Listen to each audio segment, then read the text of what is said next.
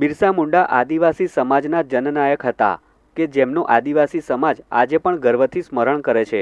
ત્યારે આદિવાસી સમાજના ઉત્થાન માટે અને આવનારી પેઢી સ્પર્ધાત્મક આ યુગમાં અન્ય સમાજ સાથે કદમતાલ કરી શકે તે માટેની વિવિધ પ્રવૃત્તિઓ માટે ભવ્ય બિરસા મુંડા ભવન બનાવવાનું આયોજન કરવામાં આવ્યું છે। ભરૂચ જિલ્લાના અંકલેશ્વર શહેરના સુરતી ભાગોળ વિસ્તારમાં આવેલ વાવ નજીક નગરપાલિકા દ્વારા ₹46 લાખના ખર્ચે નિર્માણ પામનાર બિરસા મુંડા ભવનના કામનું પાલિકા પ્રમુખ લલિતા રાજપુરોહિતની અધ્યક્ષતામાં ખાતમુહૂર્ત કરવામાં આવ્યું હતું।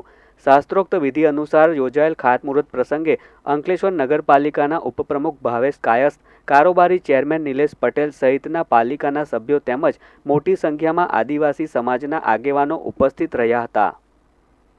સુરતી ભાગોળ વિસ્તારમાં આદિવાસી સમાજના સામાજિક અને સંસ્કૃતિ પ્રવૃત્તિ માટે 46 લાખના ખર્ચે બિરસા મુંડા ભવન બનાવવાનું ખાતમુહૂર્ત કરવામાં આવ્યું। આ ખાતમુહૂર્તમાં નગરપાલિકાના સભ્ય, નગરપાલિકાના ઉપપ્રમુખ ભાવેશભાઈ, કારોબારી ચેરમેન નિલેશભાઈ અને નગરપાલિકાના સભ્યો અને આદિવાસી સમાજના આગેવાનો હાજર રહ્યા હતા।